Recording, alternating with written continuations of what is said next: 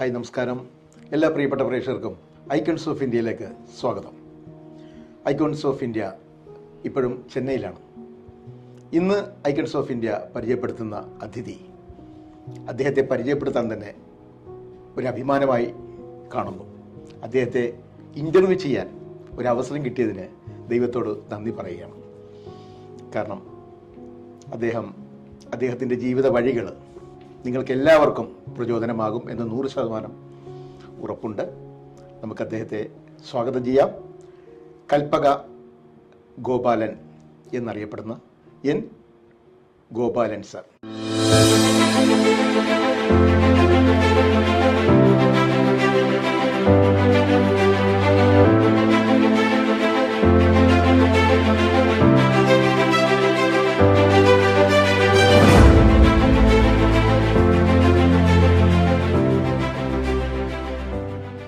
സ്വാഗതം.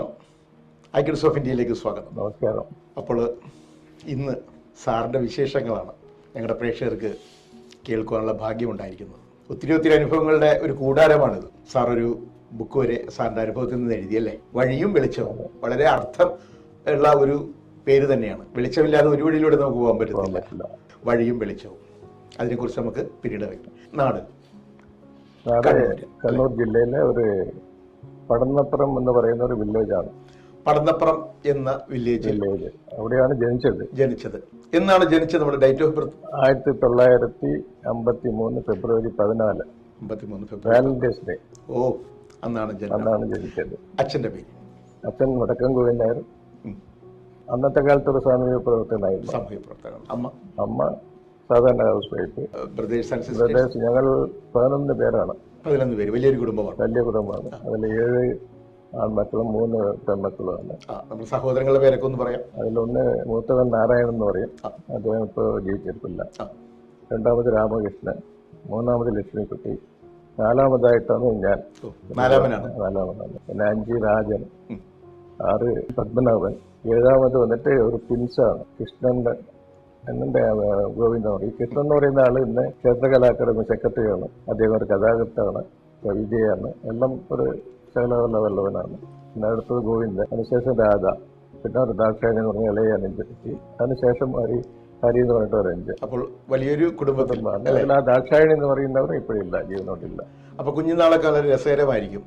സഹോദരങ്ങളും സഹോദരിമാരുമായിട്ടൊക്കെ ഉണ്ടായിരുന്നു. അതൊരു ചെറിയ കാലം ഉണ്ടായിട്ടില്ല. കുട്ടിക്കാലം നാട്ടിലെന്ന് പറഞ്ഞാൽ ഒരു 12 വയസ്സ് വரைക്കും ആണ് കുട്ടിക്കാലം എനിക്ക് ഉണ്ടായിരുന്നു. 12 വയസ്സ് വരെയൊക്കെ എന്തായാലും നമ്മുടെ സഹോദരിമായിട്ടൊക്കെ അടിച്ചു. സാറിന്റെ വിദ്യാഭ്യാസം എവിടെ നിന്നാണ് തുടങ്ങിയത്? എനിക്ക് വിദ്യാഭ്യാസം എന്ന് പറഞ്ഞാൽ ഞങ്ങളെ മൊട്ടക്കൽ സ്കൂൾ എന്നാ പറയാ. മൊട്ടക്കൽ സ്കൂൾ, അതായത് ചെറുതാഴം, അതായത് പടന്നപ്പുറം എന്ന് പറയുന്ന ഒരു വില്ലേജിൽ ഒരു ചെറുതാഴം മൊട്ടക്കൽ സ്കൂൾ ഉണ്ട്. അതൊരു ഹൈറ്റ്, ഒരു കുന്നിന്റെ മേലെയുള്ള ഒരു ചെറിയ സ്കൂളായിരുന്നു. 5ാം ക്ലാസ് വരെയൊക്കെ അവിടെ ഉള്ളൂ. 4ാം ക്ലാസ്സിൽ നിന്നാണ് ഇംഗ്ലീഷ് ABCD നമുക്ക് പഠിപ്പിക്കുക. അത് ഫൗണ്ടൻ. പിന്നെ ഇന്നൊക്കെ 3ാമത്തെ വയസ്സ് മുതൽ പഠിക്കുന്നു. നമ്മളൊക്കെ ഏകദേശം അതിനടുത്ത് 4ാം ക്ലാസ്സിലാണ് ആദ്യമായിട്ട് A എന്ന് പറഞ്ഞ അക്ഷരം പഠിപ്പിക്കുന്നത്. അത് ഡിപ്പെൻഡ് ആണ് അന്നത്തെ കാലം. പെന്നല്ല, ഡിപ്പ് പെന്നല്ല എഴുതുക. അത് കഴിഞ്ഞ് ഞങ്ങൾ പ്ലാത്ര UP സ്കൂളിൽ ചേർന്നു. അന്ന് കൂടെ പഠിച്ച 5 വരെ 4ാം ക്ലാസ് വരെയൊക്കെ കൂടെ പഠിച്ച ഏതെങ്കിലും സുഹൃത്തുക്കളെ ഓർക്കുന്നുണ്ട്? ചെറിയ അധികം പേരൊന്നുമില്ല. സരസ്വതി എന്ന് പറഞ്ഞ ഒരു പെൺകുട്ടി ഉണ്ടായിരുന്നു. അത് പിന്നെ പിൽക്കാലത്ത് ഞങ്ങളെ ഹെഡ്മാസ്റ്ററായിട്ട് വന്ന അദ്ദേഹത്തിന്റെ മോളായിരുന്നു. ഇപ്പൊ അടുത്തിടയിൽ അവരുടെ മകനും പിന്നെ ഞങ്ങളെ കുടുംബത്തിലൊരു കുട്ടിയായിട്ട് ഒരു കല്യാണം കഴിക്കുന്ന അങ്ങനെ ഇപ്പോഴും കണ്ടു. കുറെ കാലം കഴിഞ്ഞിട്ട് പഠിപ്പിച്ച ഭാഷ ടീച്ചറൊക്കെ കുറച്ച് അവരൊക്കെ അറിയുന്നുണ്ടോ ഇങ്ങനെ ഇത്രയും വലിയൊരു വ്യവസായ പ്രമുഖനായിട്ട്? ചിലർക്കൊക്കെ അറിയാം. UP സ്കൂളിൽ പോയതിനു ശേഷം അവർക്കെല്ലാം അറിയാം. 50ാമത്തെ വർഷം നമ്മൾ ഒരു ഫംഗ്ഷൻ നടത്തിയായിരുന്നു അവിടെ. ഈ പഠിപ്പിച്ച അധ്യാപകരെല്ലാം അവർ ഹാണർ ചെയ്തു പോയി. എന്നെ വിളിച്ച് അവർ തലമുറ പറഞ്ഞ് ഞാൻ പോയി ഇവരുടെ ഷാളും കാര്യങ്ങളൊക്കെ വായിച്ചു പോയി. അവരെ ഒരു സന്തോഷിപ്പിക്കേണ്ട ഒരു ഇതിനൊക്കെ കിട്ടിയത് വലിയ സന്തോഷം. അവർ അഭിമാനമാണല്ലോ. നമ്മുടെ ഒരു സ്റ്റുഡന്റും നല്ല നിലയിലായി കഴിഞ്ഞാൽ ഏറ്റവും കൂടുതൽ അഭിമാനിക്കുന്നത് അവർക്ക് അറിവ് പറഞ്ഞു കൊടുത്ത അധ്യാപകരും അധ്യാപികമാരുമാണ്. തീർച്ചയായിട്ടും. UP കഴിഞ്ഞിട്ട് UP സ്കൂൾ കഴിഞ്ഞതിന് ശേഷം ഹൈസ്കൂൾ വിദ്യാഭ്യാസം? ഇല്ല, അതൊന്നും ഞാൻ പോയില്ല. പിന്നെ എങ്ങനെയായിരുന്നു? UP സ്കൂളിൽ നിന്ന് അതിന്റെ ഫീസ് കെട്ടാനുള്ള പൈസ ഇല്ലാത്തത് കൊണ്ട് തന്നെ ഞാൻ ഡ്രോപ്പ് ഔട്ടായി. ഫീസ് കൊടുത്തായിരുന്നു പഠിച്ചിരുന്നത് അല്ലേ? അതെ, ഫീസ് ഉണ്ട്, ചെറിയ ഫീസ്, 2 രൂപ 3 രൂപ അങ്ങനെയൊക്കെ അങ്ങനെയുള്ളൂ. പക്ഷെ ഗവൺമെന്റ് ആണ്. അത് കെട്ടാൻ തന്നെ പൈസ ഇല്ല. ആ 3 രൂപ പോലും എടുക്കാൻ ഇല്ലാത്തൊരു അവസ്ഥയായിരുന്നു. കാരണം ഒരു വലിയ കുടുംബമാണ്. അച്ഛൻ സാമൂഹ്യ പ്രവർത്തനം എന്ന് പറയുമ്പോൾ തന്നെ അറിയാം, വലിയ ഒരു വരുമാനമൊന്നുമില്ല. മറ്റുള്ളവർക്ക് വേണ്ടി സേവനം ചെയ്യുന്ന ഒരു അതിന് വരുമാനം പ്രതീക്ഷിക്കുന്നില്ല. അപ്പൊ അതില് നമുക്ക് ആ ഒരു എഡ്യൂക്കേഷൻ കംപ്ലീറ്റ് ചെയ്യാൻ പറ്റുന്നുള്ള ഒരു വിചാരം ഇല്ലാതെ വന്നപ്പോൾ ഞാൻ വിചാരിച്ചു ഏതായാലും നമ്മൾ ഇനി എന്തെങ്കിലും സ്വന്തമായിട്ട് എവിടെയെങ്കിലും ഒരു ജോലി പഠിച്ച് ആ ജോലിയിൽ നമ്മൾ നന്നാവണം എന്നുള്ള ഒരു ഇതുകൊണ്ട് ആണ് ചെന്നൈയിലേക്ക് വന്നത്. കുറച്ചായി പല ജോലികളും ചെയ്തു. ചെന്നൈയിൽ വന്നിട്ട് ഈ 13-ാമത്തെ വയസ്സിൽ 66 മുതൽ 70 വരെക്കും പല ജോലികളും ചെയ്തു വന്നു. 70 ഇങ്ങനെ ഒരു പാക്കേജിംഗ് ഇൻഡസ്ട്രിയിൽ ഞാൻ ഒരു ചെറിയ ജോലിക്കാരനായിട്ട് ജോലിക്ക് ചേർന്നു. ജോലിക്കാരനായിട്ടാണോ? ചെറിയ ജോലിക്കാരൻ. സാർ എന്തൊക്കെ ജോലികളാണ് നമ്മൾ ഈ 13-ാമത്തെ വയസ്സിൽ സാറിന് ഈ ചെന്നൈയിൽ വന്ന് ചെയ്യാൻ സാധിക്കും? അല്ല, ഈ 13, 4, 17 വർഷമായി. അപ്പോൾ കാരണം 4 വർഷം ഞാൻ പറഞ്ഞല്ലോ പല ജോലികളും ചെയ്തു. അപ്പോൾ ഈ 17 ആകുമ്പോഴും 18 വയസ്സുണ്ടെങ്കിലേ ഫാക്ടറികളിൽ ജോലി തരുള്ളൂ, പ്രായപൂർത്തിയാകണം. അതെ. അപ്പോൾ അന്നത്തെ എൻ്റെ മുതലാളി എൻ്റെ മേലുള്ള എന്തോ ഒരു സിമ്പതി കൊണ്ടോ എന്നെ ജോലിക്ക് വെച്ചു. പക്ഷെ എൻ്റെ ജോലി, എൻ്റെ ആക്റ്റീവ് എല്ലാം കണ്ടപ്പോൾ അദ്ദേഹത്തിന് എന്നെ വളരെയധികം ഇഷ്ടപ്പെട്ടു. ആ കമ്പനിയിൽ തന്നെ ഞാൻ 1970 പോയ കമ്പനിയിൽ സാധാരണ ഒരു അടിമട്ട കാഷ്വൽ ലേബർ എന്നുള്ള ലെവലിൽ പോയി. 1980 ഞാൻ കമ്പനിയിൽ നിന്ന് പുറത്തു വരുമ്പോൾ ഞാൻ അവിടുത്തെ GM ആയിരുന്നു. ആദ്യമായിട്ട് ഒരു തൊഴിലാളി എന്ന രീതിയിൽ ചെറിയ ജോലിയിൽ പ്രവേശിച്ചപ്പോൾ സാറിന് ആദ്യം കിട്ടിയ പ്രതിഫലം എത്രയായിരുന്നു? 2 റുപ്യ ഒരു ദിവസം. 2 രൂപ. അപ്പം മാസം 60 രൂപ. അതെ, അന്നൊക്കെ 5 പൈസ 10 പൈസയൊക്കെയുള്ള ചായക്ക് കൊണ്ടൊക്കെ ഉള്ളതെന്ന് തോന്നുന്നു. അല്ലാതെ ആ 2 റുപ്യ വാങ്ങിച്ച കാലത്ത് തന്നെ ഞാൻ ഒരു മാസം 15 റുപ്യ എന്റെ അച്ഛനമ്മയ്ക്ക് അയച്ചു കൊടുക്കും. അപ്പൊ നല്ല സമ്പാദ്യശീലം കൊച്ചുനാൾ പോലെ ഉണ്ടായിരുന്നു. ഉണ്ട്. ഞാൻ അഡീഷണൽ ആയിട്ട് വർക്ക് ചെയ്യും. 8 മണി എഞ്ചിനീയർ അല്ലാതെ അതിന് മേലെ എന്തൊക്കെ വർക്ക് ചെയ്യാൻ പറ്റും അതേ ഫാക്ടറിയിൽ. അപ്പൊ നമ്മൾ ആ ഒരു മനസ്സോടുകൂടിയാണ് ചെന്നൈയിലേക്ക് വന്നത്. ഹാർഡ് വർക്ക് ചെയ്ത് എങ്ങനെയും നമ്മുടെ കുടുംബത്തിനെ ഒന്ന്. അതെ. അപ്പൊ സഹോദരങ്ങളൊക്കെ പഠിക്കുന്നുണ്ട്, കുറച്ചുപേർ പഠിക്കുന്നുണ്ടായിരുന്നു. അവരെയൊക്കെ നമ്മളും സഹായിച്ചുകൊണ്ട് പഠിച്ചു. അതെ. ചെന്നൈയിൽ വന്നു, ചെറിയൊരു ജോലിയിൽ തുടങ്ങി. അങ്ങനെ കയറി നമ്മളോട് ഇഷ്ടം കൊണ്ട് നമ്മളവിടുത്തെ ലാസ്റ്റ് ഇറങ്ങുമ്പോൾ അതിന്റെ വലിയൊരു GM ആയി. അതെ, എനിത്തിങ് ആൻഡ് എവരിത്തിങ്. അതായത് പ്രൊഡക്ഷൻ നോക്കണം, അഡ്മിനിസ്ട്രേഷൻ നോക്കണം, എല്ലാം നോക്കണം, ബാങ്കിങ് നോക്കണം, മാർക്കറ്റിംഗ് നോക്കണം. ഇതെല്ലാം ഞാൻ ചെയ്തത് കൊണ്ട് എന്റെ ഫ്യൂച്ചറിലുള്ള എല്ലാ അർബൻ ഇതിനും അതൊക്കെ വളരെ ഈസിയായി.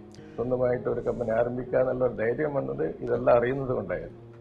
GM ആയപ്പോൾ സാറിന് എത്ര വയസ്സായിരുന്നു? 27 വയസ്സുണ്ടാവും. 27 വയസ്സായി. അപ്പൊ 27 വയസ്സെന്നൊക്കെ പറയുമ്പോൾ നമുക്കിനി ഒറ്റക്ക് അല്ലെ, നമുക്കൊരു പാർട്ണറെ വേണം എന്നുള്ള സമയമാണ്. അതെ അതെ. അപ്പോൾ കല്യാണം സമയമായി. 27 വയസ്സെന്നൊക്കെ പറഞ്ഞു. 27 വയസ്സിൽ ഞാൻ കഴിച്ചില്ല. 27 വയസ്സിൽ ഞാൻ വേറൊരു പാർട്ട്ണർഷിപ്പിൽ ഒരു കമ്പനി ആരംഭിച്ചു സ്വന്തമായിട്ട്. ഓക്കെ. അതൊരു 2 വർഷം പോയി. എന്ത് കമ്പനി? പാക്കേജിംഗ് കമ്പനി അല്ലേ? പിന്നെ 1982 മാർച്ച് 21 ഞാൻ കല്യാണം കഴിച്ചു. വൈഫിന്റെ പേരെന്താണ്? മഞ്ജുള. എവിടെയാണ് ചേച്ചിയുടെ വീട്? അവരുടെ ജന്മസ്ഥലം പാലക്കാടാണ്. ജനിച്ചത് പാലക്കാടല്ല, ബാംഗ്ലൂരാണ്. മക്കൾ 2 മക്കൾ. മൂത്തവൻ ഗിരീഷ് കുമാർ, അവൻ BE MBA ലണ്ടനിൽ പഠിച്ചിട്ടുണ്ട്, കമ്പനി നോക്കുന്നുണ്ട്. മകൾ BE MBA എല്ലാം പഠിച്ചിട്ടുണ്ട്, ജോലിക്കൊന്നും പോകുന്നില്ല. മരുമകൻ അയർലാൻഡിൽ ഡബ്ലിനിലാണ്, എഞ്ചിനീയറാണ്. മരുമകൾ ഡോക്ടറാണ്, MSc സർജനാണ്, ഗൈനക്കോളജി സർജനാണ്. അവള് തനിയായിട്ട് ക്ലിനിക്കൊക്കെ വെച്ചിട്ടുണ്ട്. അപ്പൊ നമ്മളുടെ വിജയം ചെന്നൈയിലായിരുന്നു. അതെ, തീർച്ചയായും. ചെന്നൈ എന്ന് പറയുമ്പോൾ പൊതുവെ പറയേണ്ട ഒരു കാര്യമുണ്ട്. ചെന്നൈ തമിഴിൽ പറയും ഒന്നാരെ വാഴ വയ്ക്കും തമിഴ്. ഇവിടെ വന്നവരാരും തിരിച്ചു പോകേണ്ടി വന്നിട്ടില്ല. തമിഴ്നാടിനെ ആരും മറക്കില്ല. അതെ, തൊട്ടടുത്ത സ്ഥലമല്ലേ. നമുക്കിപ്പോ നാട്ടിൽ പോകണമെന്നുണ്ടെങ്കിൽ പെട്ടെന്ന് തന്നെ പോവാം. ഒരിക്കൽ പോലും നമുക്ക് ഗൾഫ് മോഹങ്ങളോ യൂറോപ്യൻ മോഹങ്ങളോ അമേരിക്കൻ മോഹങ്ങളോ ഒന്നും മനസ്സിലേക്ക് വന്നില്ല. ചെന്നൈയിൽ വന്നപ്പോൾ എല്ലാം നമ്മൾ പറഞ്ഞു. തീർച്ചയായിട്ടും സ്നേഹിക്കുന്നവരാണ്. 13 ദിവസം എന്നൊക്കെ പറഞ്ഞാൽ ഏകദേശമൊക്കെ എന്താണ് നമുക്ക് അല്ലെ, എന്താ ചെയ്യാൻ തുടങ്ങുന്ന ഒരു പ്രായമാണ്. ആ പ്രായത്തിൽ തന്നെ നമ്മളിവിടെ എത്തി എന്നുള്ളതാണ്. നമ്മുടെ കഴിവ് മുഴുവൻ ചെന്നൈക്ക് വേണ്ടിയാണ് നമ്മൾ സമർപ്പിച്ചത് അല്ലേ? 87 ആണ് ഞാൻ കമ്പനി ആരംഭിച്ചത്.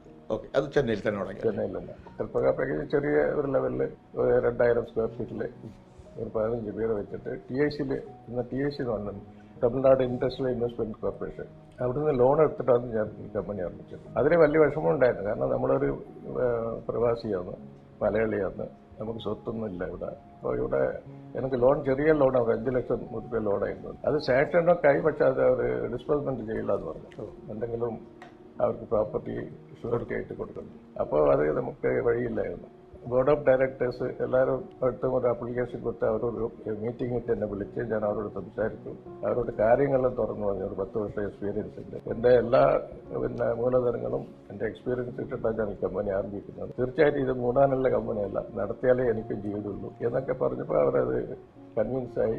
GICയുടെ ആ ചരിത്രത്തിൽ ആദ്യമായിട്ട് ടോട്ടൽ സെക്യൂരിറ്റി ഒന്നും ഇല്ലാതെ ഒരു മലയാളിക്ക് ലോൺ വായിച്ചിട്ടുണ്ടെങ്കിൽ അത് ഞാനായിരിക്കും. ഒത്തിരി സ്ട്രഗിൾ ചെയ്തു. അതെ.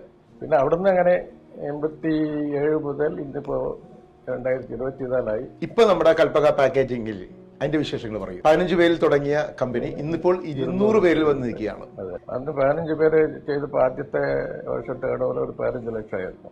ഇന്നിപ്പോ ഞാൻ 40 കോടിയോളം ചെയ്യുന്നുണ്ട്. ഇപ്പൊ പാക്കേജിംഗ് ആണെന്ന് അറിയാം. ഇപ്പൊ എന്തൊക്കെയാണ് ഇപ്പൊ നമ്മളിപ്പോ ചെയ്യുന്നുണ്ടിരിക്കുന്നത്? ഞാൻ ഇതിന്റെ സൗത്ത് ഇന്ത്യ കാർഗറ്റഡ് ബാച്ച് മാനുഫാക്ചേഴ്സ് അസോസിയേഷന്റെ പ്രസിഡന്റാണ് 2009 മുതൽ 2011 വരെക്കും. അതുവരെക്കും ഈ പാക്കേജിംഗ് എല്ലാം ഒരു 35 കിലോ വരെക്കും നമ്മുടെ ഈ കാർഗറ്റഡ് ബാച്ചിൽ പാക്ക് ചെയ്യാൻ പറ്റുള്ളൂ. അതിനുശേഷം ഞങ്ങളത് കുറെ സെമിനാറൊക്കെ നടത്തി ഈ ഈക്കോ ഫ്രണ്ട്ലി, അതായത് മരം മുറിച്ചിട്ടാണല്ലോ വുഡൻ കേസെല്ലാം ഉണ്ടാക്കുന്നത്. അപ്പൊ അത് മുറിക്കരുത്, ഈ പേപ്പറിനെ കുറെ ഡെവലപ്പ് ചെയ്ത് അതിന്റെ ടെക്നോളജി അതൊക്കെ ഡെവലപ്പ് ചെയ്ത് 2000-3000 കിലോ എല്ലാം വുഡൻ കേസിൽ പാക്ക് ചെയ്യുന്ന അത് നമ്മുടെ പാക്കേജിംഗ് കാർഗറ്റഡിലെ ചെയ്യാന്നുള്ള ഒരു അപ്രൂവൽ നമ്മൾ ഗവൺമെന്റ് ഒന്ന് വാങ്ങിച്ചു. ഇപ്പൊ ഞങ്ങൾ ചെയ്യുന്നതെല്ലാം വലിയ വലിയ പെട്ടിയാണ്. 2000 കിലോ 3000 കിലോ വരെയും പാക്ക് ചെയ്യാം ക്രാഫ്റ്റ് പേപ്പറിൽ. ഒരു വേൾഡ് റെക്കോർഡ് സ്ഥാപിച്ചെന്ന് അറിഞ്ഞു. അത് ഒന്നല്ല, അത് ഞാൻ ഈ പ്രകൃതി ഇതിൽ ഞാൻ ഒരു അംബാസിഡറാണ്. ഓക്കെ. അപ്പൊ അബ്ദുൽ കലാം എനിക്ക് ഇഷ്ടപ്പെട്ട ഒരു ലീഡറായിരുന്നു. ഓക്കെ. അദ്ദേഹത്തിന്റെ ഭരണശേഷം അദ്ദേഹത്തിന്റെ പേര് അപ്പൊ ഞങ്ങൾ കുറെ കോളേജുകളിലും സ്കൂളിലും പോയി ഇങ്ങനെ മരം വളർത്തണം, മരം വളർത്തിയാലേ നമുക്ക് മഴ കിട്ടുള്ളൂ. തീർച്ചയായും മഴ കിട്ടിയാലേ പിന്നെ നമുക്ക് ഭക്ഷണത്തിലുള്ള ഇതെല്ലാം ഉണ്ടാക്കണമെങ്കിൽ വെള്ളം വേണം. ഒരാൾ ഒരു മരം വെക്കുക, വെക്കുന്നതോടൊന്നും ഇല്ലാതെ വളർത്തി വലുതാക്കണം. അങ്ങനെ ഓരോ സ്കൂളിൽ നമ്മൾ ബോധവൽക്കരണം ചെയ്തു. അങ്ങനെ 5,02,2022 പേരുടെ കയ്യിൽ നിന്ന് വേൾഡ് റെക്കോർഡാണ്. അത്രയും മരങ്ങളൊന്നും ഒന്നിച്ചൊന്നും നട്ടിട്ടില്ല. അതെ. ഇനി കുറെ കാലം കഴിയുമ്പോൾ തമിഴ്നാട്, മുമ്പ് അങ്ങനെ അല്ലായിരുന്നു. ഇപ്പൊ തന്നെ നമുക്ക് തമിഴ്നാട് കാണാം, നല്ലൊരു എവിടെ നോക്കിയാലും മരവും ഇതും ഉണ്ടാവും. ഇപ്പൊ ഞങ്ങൾ ഇങ്ങോട്ട് വന്നപ്പോൾ സാറിന്റെ പേരിലൊരു റോഡൊക്കെ കണ്ടു. ഞാൻ ഇവിടെ കമ്പനി ആരംഭിക്കുമ്പോൾ ഇത് ഒന്നുമില്ല. അപ്പൊ ഞാനാണ് ഇവിടെ കമ്പനി ആദ്യമായിട്ട് ആരംഭിച്ചതും ഇവിടെ ഇലക്ട്രിസിറ്റി കൊണ്ടുവന്നത്, ടെലിഫോൺ കൊണ്ടുവന്നു. അങ്ങനെ ഈ റോഡ് സാധാരണ ഒരു മണ്ണ് റോഡ് ചെന്നൈ സാറിനെ സഹായിച്ചപ്പോൾ സാറ് ചെന്നൈയും സഹായിച്ചു. തീർച്ചയായിട്ടും നമ്മൾ അങ്ങോട്ട് കൊടുക്കണമല്ലോ. ഈ ബിസിനസ് ഒത്തിരി സ്ട്രഗിൾ ചെയ്ത് തന്നെ സാർ ഈ ഒരു പൊസിഷനിൽ എത്തിയിരിക്കുന്നത്. ഫ്ലഡുമായിട്ട് ബന്ധപ്പെട്ട് സാറിന് എന്തെങ്കിലും ബുദ്ധിമുട്ടുകൾ കാര്യങ്ങളും ഉണ്ടായിരുന്നു? 2 ഫ്ലഡിലും ഞാൻ കുറെ നഷ്ടമൊക്കെ ഉണ്ടായി. അതിനുശേഷം ഞാൻ ഫാക്ടറി ഫുള്ളായിട്ട് 4 അടി ഹൈറ്റിൽ ഇതാക്കി മേലെല്ലാം ഹൈറ്റ് ഇൻക്രീസ് ചെയ്തു. ഈ ബിസിനസ് മഴയോ വെള്ളമോ വന്നാലും ചെയ്തിട്ടില്ലെങ്കിൽ കസ്റ്റമറുടെ ലെവലിൽ അവർക്ക് ഓൺലൈൻ പാക്കിംഗ് ആണ്. ഇപ്പോൾ മുമ്പെല്ലാം അവർ സ്റ്റോർ വെച്ചിട്ട് പാക്ക് ചെയ്ത് സ്റ്റോർ വെക്കും. ഇപ്പോഴതല്ല, എവിടെ ഓൺലൈനിൽ മെറ്റീരിയൽ കോമ്പണന്റ് കംപ്ലീറ്റ് ആവുന്ന അവിടെ കൊണ്ടുപോയി നമ്മൾ ബാക്സ് കൊടുക്കും. അപ്പൊ അത് 1 മണിക്കൂർ ലേറ്റ് ആയാലും ലേറ്റാണ്. അപ്പോൾ നമ്മൾ we are out of the field നേക്കും.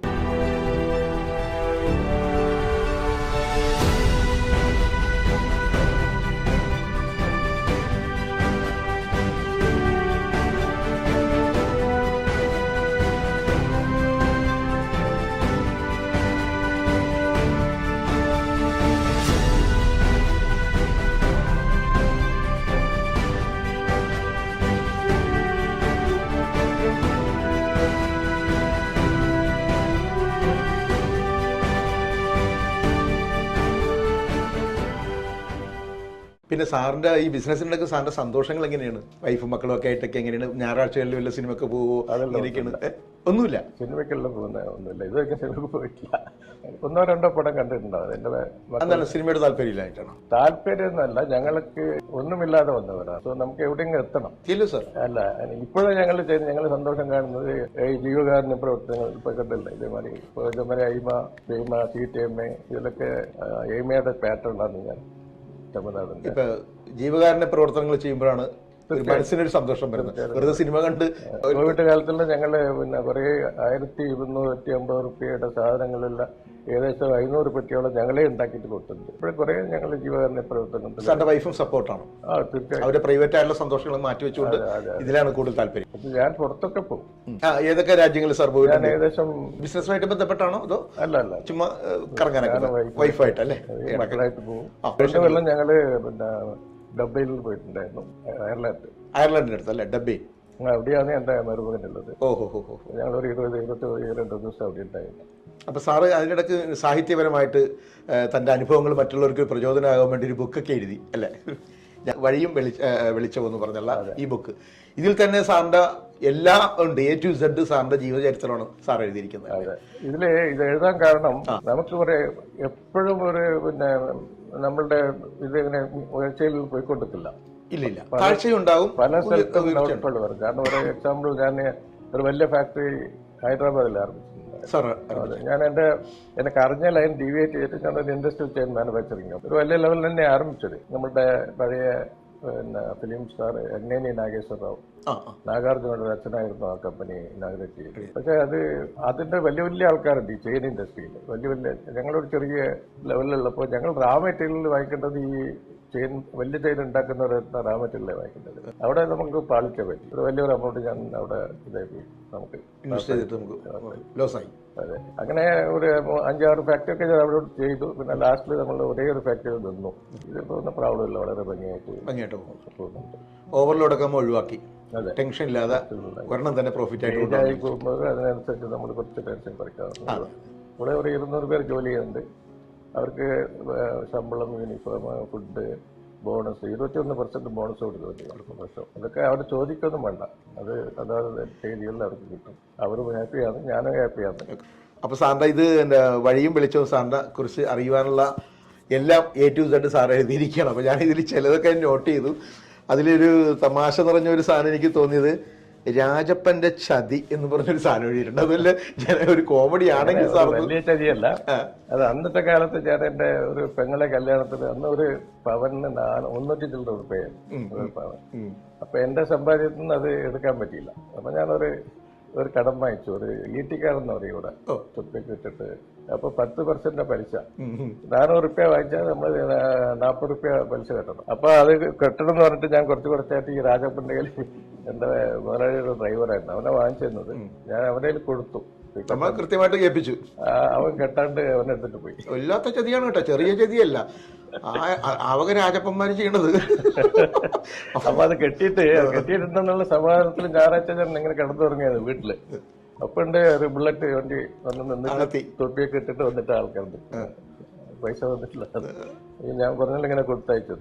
അപ്പൊ അത് ഒരു വലിയ ചതിയാണ് നമ്മളല്ല. പിന്നെ ഈ രാജപ്പൻ ഉണ്ടോ ഇവിടെ ഇപ്പോഴുണ്ടോ അറിയില്ല. ചതിയൻ ചന്തുമായിട്ട് പ്രഖ്യാപിക്കായിരുന്നു, അറിയില്ല ഇല്ല. ഇനി പിന്നെ ഞാൻ സാറ് നോക്കിയപ്പോൾ രാജപ്പന്റെ ചതി വായിച്ചു, അമ്മ എന്ന സർവം സഹ. അപ്പൊ അമ്മയാണോ സാറിന്റെ ജീവിതത്തിലെ ഏറ്റവും വലിയ വിജയം? തീർച്ചയായിട്ടും. അമ്മയും അച്ഛനും തന്നെ വളരെ സമ്പന്നമായിട്ടുള്ള കുടുംബമായിരുന്നു അതായത് ഞാൻ ജനിക്കുമ്പോഴുള്ള. പിന്നെ അച്ഛന്റെ സ്വഭാവം എല്ലാവർക്കും വന്നങ്ങ് കൊടുക്കുക. സോഷ്യൽ പ്രവർത്തകർ എന്തെങ്കിലും സ്ഥലം ഉണ്ടെങ്കിൽ നീ അത് എടുത്തോന്ന് പറയും. ഇന്നത്തെ കാലത്ത് അതേ എടുത്തു പറഞ്ഞത് അവർക്ക് ആയി. അപ്പൊ അതൊരു വലിയ പാടായിരുന്നു. ഞങ്ങൾ ഒരു 10 വയസ്സൊക്കെ ഉള്ളപ്പോ ഞങ്ങളുടെ വലിയ വീടായിരുന്നു. വീട് അന്ന് 5-6 പേര് ജോലിയൊക്കെ ഉള്ള വീട്. ആ വീട് ബാങ്ക് ജപ്തി ചെയ്തു. അച്ഛന്റെ ഈ ദാനശീലം കാരണം അപ്പൊ പുറത്തു വന്ന് പിന്നെ ഏതൊരു സ്ഥലം വാങ്ങിച്ച് അങ്ങോട്ട് മാറി. പക്ഷെ ഇതൊരു വലിയ പാടായിരുന്നു നമുക്ക്. തീർച്ചയായിട്ടും അച്ഛൻ ചെയ്ത നല്ല കാര്യങ്ങൾ നമ്മൾ ചെയ്യണം, പക്ഷെ കുടുംബം നമ്മളെ നോക്കണം. നമ്മളുണ്ടെങ്കിലല്ലേ ചെയ്യാൻ പറ്റും. തീർച്ചയായിട്ടും അതൊരു വലിയ പാടായിരുന്നു. അതുകൊണ്ട് നമ്മൾ എന്തെങ്കിലും ഉണ്ടാക്കിയാലും എന്ത് ചെയ്താലും നമ്മളുടെ ആളറിഞ്ഞ് ഇത് കൊടുക്കും. ഒരു അച്ഛൻ്റെ ഒരു പാടായിരുന്നു. കയ്യിലുള്ളത് മുഴുവൻ കൊടുക്കരുത്, നമുക്കും കൂടി ഇത്തിരി മാറ്റി വെച്ചിട്ട് കൊടുക്കണം. അച്ഛൻ അങ്ങനെ ആയിരുന്നില്ല, മുഴുവൻ അങ്ങ് കൊടുത്തു.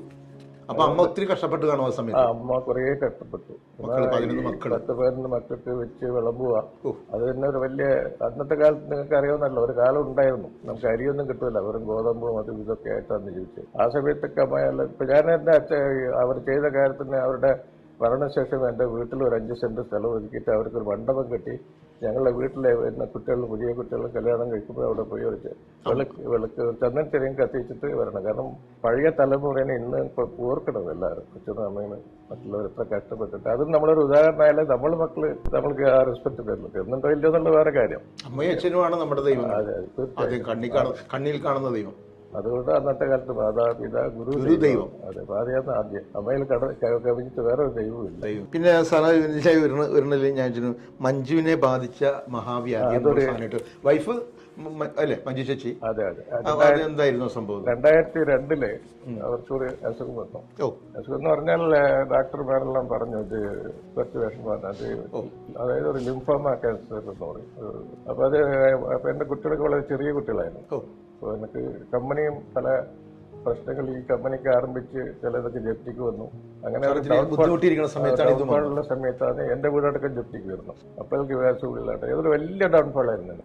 കുറച്ചേറെ അതിൽ നിന്ന് പുറത്തു വരാൻ വേണ്ടി എന്റെ എന്താ പറയുക, എൻ്റെ ബെഡ്റൂമിൽ പോയി ബാത്റൂമിൽ പോയി ഷവറെല്ലാം തുറന്നിട്ട് ഒന്ന് പൊട്ടിക്കരഞ്ഞു. കുറച്ച് കഴിഞ്ഞിട്ട് പുറത്ത് വന്ന് ഞാൻ മനസ്സിലാക്കി ഇത് നമ്മൾ വേസ്റ്റ് തന്നെ ആവണം. അവിടുന്ന് തിരിച്ച് വേസ്റ്റ് പറയുന്ന മാതിരി നീ 7 പ്രാവശ്യം വീണാലും തിരിച്ചൊന്ന് നീ എണീക്കെന്ന് പറയും. അതേമാതിരി അതിൽ നിന്ന് ഞാൻ പുറത്ത് വന്നു. ഇപ്പോൾ 22 വർഷമായി. നന്നായിട്ടുണ്ട്, നല്ല ദൈവഭക്തിയുണ്ട്, നല്ല കാരുണ്യ പ്രവർത്തനം ചെയ്യുന്നുണ്ട് അവളും. അത് വലിയ ഒരു വിഷമമുള്ള ഒരു കാലമായിരുന്നു. അതാണ് ഞാൻ അത് എഴുതിയിട്ടുള്ളത്. അതാണ് പ്രശ്നങ്ങൾ വരാതെ ആൾക്കാരൊന്നും ഉണ്ടാവില്ല, പക്ഷെ പ്രശ്നങ്ങൾക്കുള്ള ഒരു വഴിയേ ഉണ്ടാവും. അതാണ് നമ്മൾ ചിന്തിക്കുന്നത്. അതിൽ നിന്ന് പുറത്തു വരണേ എല്ലാം നമ്മൾ തരണം ചെയ്യുക എന്നുള്ളതാണ്. ഇന്നത്തെ കുട്ടികൾക്ക് ഞാൻ എഴുതുന്നത് അതാണ്. ഇപ്പോൾ നീറ്റ് എക്സാം അത് മാർക്ക് വാങ്ങിച്ചില്ല എന്ന് പറഞ്ഞാൽ അവർ എക്സ്ട്രീം എൻഡിലുള്ള തിങ്ക് ചെയ്യുന്നത്. അതല്ലാതെ നമുക്ക് ജീവിക്കാൻ പറ്റും, എങ്ങനെ ജീവിക്കണം എന്നുള്ളതിനൊക്കെ ഒരു പല കാര്യങ്ങളും എൻ്റെ ജീവിതത്തിലുള്ളത് ഞാൻ ഇതിൽ എഴുതിയിട്ടുണ്ട്. കാരണം ഏതും അവസാന ഘട്ടത്തിൽ തിങ്ക് ചെയ്യുന്നത് അത് പോകാൻ വഴിയല്ല. നമ്മളതിന് വേണ്ടി പ്രവർത്തിക്കണം. എന്നാൽ തീർച്ചയായിട്ടും നമ്മൾ ഏത് പ്രശ്നത്തിൽ നിന്ന് പുറത്തു വരാൻ പറ്റും. ഇന്നത്തെ തലമുറ അച്ഛനും അമ്മക്കും കൊടുക്കേണ്ട ബഹുമാനവും സ്നേഹമൊന്നും കൊടുക്കുന്നില്ല എന്നുള്ളതാണ് നമുക്ക് എല്ലാവർക്കും അറിയാവുന്നത്. പിന്നെ ലഹരി മരുന്നൊക്കെ അടിച്ച് അച്ഛനെ തലക്കടിച്ചു കൊന്നു, നമ്മളിതെല്ലാം കാണുന്നതാണ്. സ്വന്തം അച്ഛനെ തലക്കടിച്ചു കൊന്നു, അമ്മയെ കുത്തിക്കൊന്നു, അല്ലേ? ഇതൊക്കെ നമ്മൾ കാണുന്നതാണ്. എന്താണ് സാറിന് പറയാനുള്ളത്? ഇത് ഞാൻ ഇതിനിടെ ഒരു ബോംബെയിൽ ഒരു ഫ്ലാറ്റിൽ ഒരു മൃതശരീരം എല്ലാം കഴിഞ്ഞ് ഒരു വെല്ലായിട്ട് സോഫയിൽ കിടക്കുന്ന മാതിരി 1 വർഷമായിട്ട് മകൻ കോണ്ടാക്ട് ചെയ്തിട്ടില്ല, നോക്കിയിട്ടില്ല. അപ്പോൾ ആ ഗതി ആണ് ഇപ്പോൾ ഉള്ളത്. പല സ്ഥലത്തും ജോലി നടക്കുന്നുണ്ട്. അതിന് മെയിൻ കാരണം ഇപ്പോൾ നിങ്ങൾ പറഞ്ഞ മാതിരി കുട്ടികൾക്ക് പെട്ടെന്ന് വലിയവരാവണം. അതായത് തീർച്ചയായിട്ടും നന്നായി ചെലവ് ചെയ്യണം. പിന്നെ ഈ മരുന്നുകൾ ഡ്രിങ്ക്സ് മയക്കുമരുന്ന് ഇതൊക്കെ കുറെ അധികം. അതിൽ ഒന്നാമതായിട്ട് ഇപ്പോൾ ഈ IT ഇൻഡസ്ട്രീസ് കുറേ ശമ്പളം ഉണ്ട് അവർക്കൊക്കെ. അപ്പോൾ പൈസ ഉണ്ട്, ഇഷ്ടംപോലെ പൈസ ഉണ്ട്. അതെന്തെങ്കിലും ചെയ്യണം. നന്നായിട്ട് ചിന്തിക്കുന്നവരുണ്ട്. എല്ലാവരും ഒന്നല്ല പറഞ്ഞത്. ഒരു 25% ബഹുമാനം ഇല്ലാതെ ഇങ്ങനെ നിസ്സാര കാര്യത്തിലേക്ക് അച്ഛനമ്മ എന്നുള്ള ബന്ധം പോലും നോക്കാതെ കൊലപാതകങ്ങൾ പോലും നടത്തുന്ന ആളുകളാണ്. മനസ്സ് മാറേണ്ട കാര്യം. ഫോർ എക്സാമ്പിൾ എനിക്ക് 12-11 പേരുടെ കൂടെ ജനിച്ചവരാണ്. അതെ. അപ്പൊ ഇന്ന് ഈ 70ാമത്തെ വയസ്സിലും ഞാൻ നാട്ടിൽ പോയ എല്ലാവരും വീട്ടിൽ വിളിച്ചു വരുത്തി ഞങ്ങൾ എവിടെയെങ്കിലും ഒരു ടൂറ് പോവുക, ഒരു ബോട്ടുകളിൽ കൂട്ടിയിട്ട് പോവുക, അല്ലെങ്കിൽ ഒരു അമ്പലങ്ങളിൽ പോവുക. ഇതൊക്കെ ഇത് ഇന്നും ചെയ്യുന്നുണ്ട് ഞാൻ. ഇപ്പൊ 2 മക്കളെ ഉണ്ടാവുള്ളൂ, പക്ഷെ ആ 2 മക്കള് 2 ധ്രുവങ്ങളായിട്ട് ബന്ധങ്ങളില്ല. അത് ഒരു വലിയ വിഷമമില്ല. എൻ്റെ ഒരു ഫ്രണ്ടിന് ഇപ്പോൾ ഒക്ടോബർ 2 വന്ന 80ാമത്തെ വയസ്സാണ്. അദ്ദേഹത്തിന് ഭയങ്കര വിഷമം എന്ന് പറഞ്ഞാൽ 2 മക്കളും ചേർന്നാലേ ഇത് ബർത്ത്ഡേ സെലിബ്രേറ്റ് ചെയ്യാൻ പറ്റുള്ളൂ. അത് ചെയ്യാൻ പറ്റിയില്ല. അപ്പോൾ അങ്ങനെയുള്ള പല ഇവർ വളർത്തിയതെല്ലാം അച്ഛനും അമ്മയായിരിക്കും കഷ്ടപ്പെട്ടിട്ട്. അവർ സ്ക്രാച്ചിൽ നിന്ന് വന്നവരായിരിക്കും. എല്ലാം ഉണ്ടാക്കി മറ്റേക്ക് കാര്യവും കൂടെ എല്ലാം ആക്കി കൊടുത്തപ്പോൾ അതിലുള്ള ആ സ്നേഹം, ഈ സമ്പത്തോടുള്ള സ്നേഹം പെറ്റ അമ്മയോടും അച്ഛനോടും ഇല്ലാതെ പറയുന്നത് ഒരു വലിയ ദുഃഖകരമായിട്ടുള്ള ഒരു കാര്യമാണ്. അത് ഇന്നത്തെ ജനറേഷൻ ചിന്തിക്കണം. അച്ഛനെയും അമ്മയേക്കാൾ കൂടുതൽ സ്നേഹിക്കുന്നത് അവരുടെ സമ്പത്തും അവർ സമ്പത്ത് എങ്ങനെ കൈക്കലാക്കാം, അവരെങ്ങനെ ഇല്ലാതാക്കാം എന്ന ചിന്തയാണ് ഇത്ര പെർസെൻറ്റേജ് ഈ യുവതലമുറയുടെ ഉള്ളത്. അത് തീർച്ചയായിട്ടും പിന്നെ കുട്ടികളുടെ എന്ത് തന്നെ നമ്മൾ ചെറുപ്പത്തിൽ കുട്ടികളെ പറഞ്ഞ് വളർത്തിയാലും ആ ഒരു സ്റ്റേജ് വരുമ്പോഴേ അവരുടെ മെന്റാലിറ്റി മാറുന്നുണ്ട്. അതൊക്കെ ഇപ്പോൾ നമുക്കൊക്കെ അത് മാറാത്ത കാരണം നമ്മൾ കഷ്ടപ്പെട്ട് ജീവിച്ചു വളർന്നത് കൊണ്ടാണ്. അച്ഛൻ്റെ അമ്മേനെയും കഷ്ടം ചെറുപ്പത്തിലെ അറിഞ്ഞത് കൊണ്ട് അതേ മെന്റാലിറ്റിയാണ് നമ്മൾ ഇന്നുള്ളത്. ഒരാൾ വിഷമിക്കുന്നുണ്ട് പറഞ്ഞാൽ നമ്മൾക്ക് അടങ്ങിയിരിക്കാൻ പറ്റില്ല. ഞങ്ങൾ ഏറ്റെടുത്തു, ഞങ്ങൾ ചെലവ് ചെയ്ത് ആരും അടുത്തുകൂടെ പോവില്ല. അങ്ങനെ പല സംഭവങ്ങളും ഈ കോവിഡ് കാലത്ത് ഉണ്ടായിട്ടുണ്ട്. അപ്പോൾ ഞങ്ങളുടെ സംഘടനകൾ ഈ ഇവിടെയുള്ള മലയാളി സംഘടനകൾ ഓക്സിജൻ കുമ്പിടിപ്പിണ്ടിയിൽ ഒരു ക്ലെമന്റ് എന്ന് പറഞ്ഞ ഒരാളുണ്ട്. അദ്ദേഹം ഓക്സിജൻ കമ്പനി വെച്ചിട്ട് അദ്ദേഹം ഫ്രീ ആയിട്ട് ഓക്സിജൻ എത്തിച്ചു ഓരോ സ്ഥലത്ത്. ഓക്സിജന്റെ ഒക്കെ വില അറിഞ്ഞ സംഭവമാണ്. എത്രയോ ആളുകൾ മരിച്ചു. അതൊക്കെ നടക്കുന്ന ഈ ജീവകാരുണ്യ പ്രവർത്തനങ്ങൾ നടക്കുന്നത് അന്ന് വിഷമിച്ചും കഷ്ടപ്പാട് അറിഞ്ഞവരാണ് അതെല്ലാം ചെയ്യുന്നത്. അതൊക്കെ പിന്നെ മനസ്സിലാക്കണം ഇന്നത്തെ യങ്സ്റ്റേഴ്സ്. തീർച്ചയായിട്ടും വ്യവസായം തുടങ്ങാൻ വേണ്ടി ആഗ്രഹിക്കുന്ന ആളുകളുണ്ട്, നല്ലവരായിട്ടുള്ള ചെറുപ്പക്കാർ. നമുക്ക് കോടീശ്വരന്മാരാകണം, നല്ല രീതിയിൽ വളരണം എന്നൊക്കെ ആഗ്രഹിക്കുന്ന ഈ വ്യവസായത്തിലേക്ക് തിരിയാൻ വേണ്ടി നിൽക്കുന്ന ആളുകളുണ്ട് നല്ല ഉദ്ദേശത്തോടു കൂടി. അവർക്ക് എന്ത് ഉപദേശമാണ് സാറിൻ്റെ ഇത്രയും എക്സ്പീരിയൻസിൽ കൊടുക്കാനുള്ളത്? അതെ, അതിപ്പോൾ പഠിച്ചു കഴിഞ്ഞോണ്ടേ വ്യവസായം സ്റ്റാർട്ട് ചെയ്യണമെന്ന് ആരും വിചാരിക്കുന്നത് അത്ര ഉചിതമായതല്ല. എവിടെയെങ്കിലും സിമിലർ ഇൻഡസ്ട്രീസിൽ 1 വർഷം പോയി വർക്ക് ചെയ്യാം. ആദ്യം എന്താണെന്നുള്ള ബേസിക് പഠിക്കണം, അറിയാതെ എടുത്ത് ചാടരുത്. അതെ, എന്ന് പറഞ്ഞാൽ തീർച്ചയായിട്ടും ബിഗിനേഴ്സ് വന്നിട്ട് ഒരു എക്സ്പീരിയൻസ് ഗെയിൻ ചെയ്യുന്ന വേണം. എന്നിട്ട് സ്റ്റാർട്ട് ചെയ്യുക. സോ ഇരുന്നിട്ട് കാല് നീട്ടുക, അതാണ് സാറിന് തരാനുള്ള ഉപദേശം. നമ്മൾ ഒരു ലെവലിൽ എത്തിക്കഴിഞ്ഞിട്ട് നമ്മൾ ബ്രേക്ക് ചെയ്യുന്ന വെള്ളം കഴിഞ്ഞതിന് ശേഷം നിങ്ങൾ കുറച്ചായിട്ട് നിങ്ങളുടെ പ്രാഫിറ്റ് നിങ്ങൾ ഡൈവേർട്ട് ചെയ്യാന്നുള്ളത്. വരുന്ന ലോണിൽ നിന്നും മറ്റുള്ള നിന്നും പൈസ നമ്മൾ സ്വന്തം കാര്യത്തിന് എടുക്കരുത്. ബിസിനസ്സിന് വേണ്ടി ലോൺ എടുത്താണെങ്കിൽ അത് ബിസിനസ്സിൽ തന്നെ നിക്ഷേപിക്കുക, അല്ലാതെ മറ്റുള്ള കാര്യങ്ങൾ കളഞ്ഞതിന് ശേഷം ബിസിനസ് നഷ്ടത്തിലാക്കരുത്. തീർച്ചയായും. ഞാൻ 1987 ആരംഭിക്കുമ്പോൾ എനിക്ക് ഒരു TVS 50 വണ്ടിയായിട്ടായിരുന്നു. ഓക്കെ. പിന്നെ അതിന് ഇൻഡസ്ട്രിക്ക് അത് അങ്ങനെ ഒരു പഴയ ബീറ്റ് കാറ്, പിന്നെ ഓരോ കാറായി മാറി ഇന്നൊരു ബെൻസ് കാറിലൊന്നും നിൽക്കുന്നത്. ഓക്കെ, അത് അങ്ങനെ ഘട്ടമായിട്ടാണ്.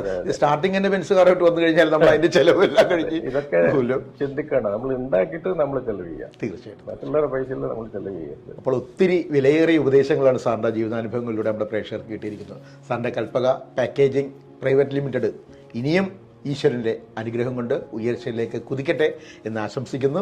ഇത്രയും നേരം ഞങ്ങൾക്ക് നല്ല കുറേ ഉപദേശങ്ങൾ തന്നു, നല്ല കുറേ ജീവിതാനുഭവങ്ങൾ തന്നതിന് സാറിന് ഐക്കൺസ് ഓഫ് ഇന്ത്യയുടെ എല്ലാവിധ നന്ദിയും രേഖപ്പെടുത്തുന്നു. Thank you sir, thank you so much. സന്തോഷം. ഞാൻ നിങ്ങളെ കണ്ടിട്ടുണ്ട്, പല ഹരിശ്രീ യൂസഫ് എന്നുള്ള ഇതിലുള്ള പരിപാടിയെല്ലാം കണ്ടിട്ടുണ്ട്. നിങ്ങളെ നേരിൽ കാണാനോ നിങ്ങളെ കൂടിയുള്ളവരുടെ സഹായത്തോടുകൂടി ഇങ്ങനെ ഒരു പ്രോഗ്രാമിൽ പങ്കെടുക്കാൻ കഴിഞ്ഞതിലും നിങ്ങളുടെ എല്ലാവർക്കും എൻ്റെ നന്ദി, നമസ്കാരം. Thank you sir, thank you. അപ്പോൾ ഇന്നത്തെ ഐക്കൺസ് ഓഫ് ഇന്ത്യ ഇവിടെ പൂർണ്ണമാവുകയാണ്. ഇതുപോലുള്ള നല്ല നല്ല അതിഥികളുമായിട്ട് നമുക്ക് വീണ്ടും കാണാം. അതുവരെ ഗുഡ് ബൈ. ഹരിശ്രീ യൂസഫ്.